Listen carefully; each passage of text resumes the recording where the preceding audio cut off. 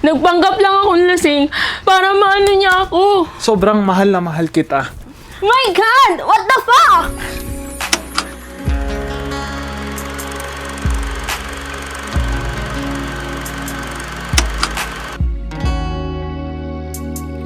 Alam mo ba, ang hirap sa katulad kong parang tanga. Isang oras na ako umiiyak. Tuyot na ako, Jepoy. Tuyot na. Tama na. Mine, please. Di na ako magtatampo. Try mo magtampo. Di kita bibigilang magalit. Ako ang nagloko. Ako ang mali. Kaya nga ako makikipaghiwalay eh. Mine, di ko kaya. Emotional blackmail na yung ginagawa mo.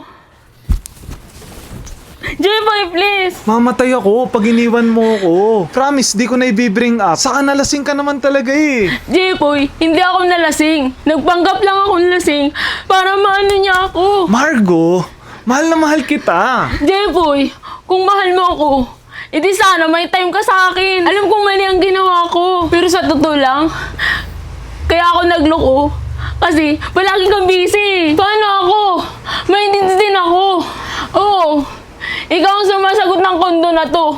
Hatid sundo, allowance, pero yung time, super alone na ako. Eh di magre-resign ako. Samahan na kita lagi. Wag naman ganito, mine. My God, J-Boy, please. Guilty na ako sa ginawa ko. Pinapahirapan pa ako, please. Margo, please.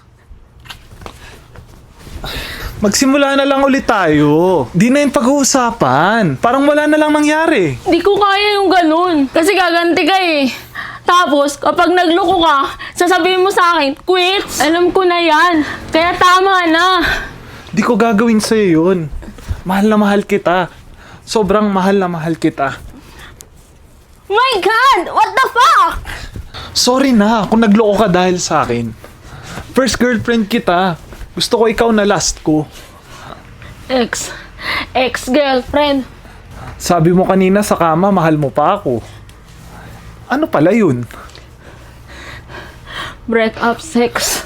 Bakit naman laging ganon? Bakit tuwing magkakaroon ng iibigin ay biglang maglalaho? Pag lumingon, ilan pa ba sisira